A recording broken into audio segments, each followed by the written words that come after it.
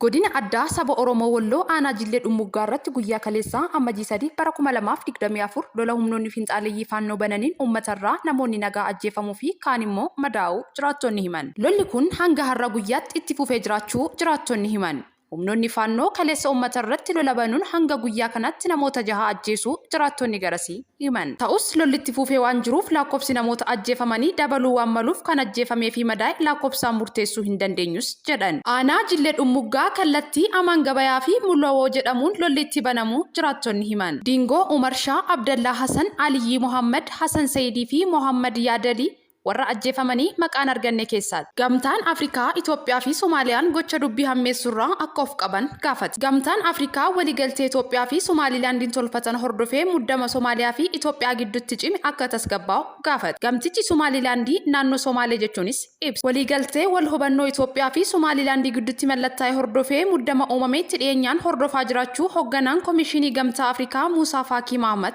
himaniiru. Dabalataan mootummoonni Itoophiyaa fi Soomaaliyaa akka tasgabbaa'anii fi wal kabajaniif gaafatan. Akkasumas biyyoonni lachuu gocha osoo hin beekin hariiroo biyyoota ollaa Afrikaa bahaa gaarii irra jiru kana hammeessurraa akka of qusataniif gaafataniiru. Tokkummaa, daangaa fi birmadummaa guutuu miseensonni Gamtaa Afrikaa hundaa kabajuun barbaachisaadha jechuunis ibsan. Naannoo Gaanfa Afrikaa keessatti nagaa fi tasgabbiin akka jiraatuuf gochuun Itoophiyaa fi Soomaaliyaan ollummaa gaarii qaban jabeeffachuun barbaachisaa ta'ullee himan. Akkaataa waliigaltee Itoophiyaan qarqara galaanaa kiiloomeetira 20 bal'atu buufata humna waraanaa galaanaa daldala oolu Somaalilaandirraa argatu. Somaalilaandiin immoo faallaan daandii xiyyaaraa Itoophiyaa yookiin Itoo Telekoom keessaa qooda hammisaa hin ibsamne akka kennamuuf ibsame.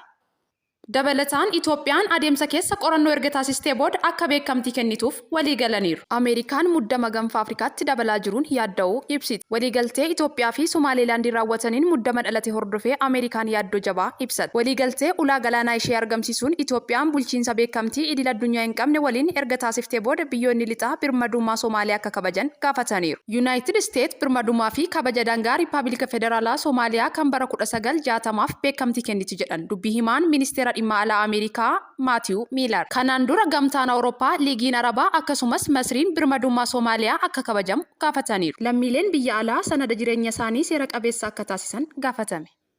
Lammiileen biyya alaa Itoophiyaa keessa jiraatan sanada jireenya isaanii seera qabeessa akka taasifatan tajaajilli immigireeshinii fi lammummaa gaafate. Lammiilee biyya ormaa fi dhalattoonni Itoophiyaa sanada sobaa qabanis ta'ee kan homaa hin qabne sanada seera qabeessa akka fudhatan tajaajilli immigireeshinii ibsa baaseen gaafateera. Lammiileen sanada seera qabeessaa hin qabne lakkoofsaan hedduu ta'an eeruun hanga Ammajii 30 bara 2016 akka lakkoofsa Itoophiyaatti sanada seera qabeessa akka baafatan dhaamsa dabarseera. Eenyummaa lammiilee sanada seera qabeessaa hin qabne adda baasuu fi tajaajila paaspoortii elektirooniikii yookiin e-paaspoortii kennuuf dhaabbilee garaagaraa waliin waloon hojjechaa jiraachuu tajaajilichi addeesseera.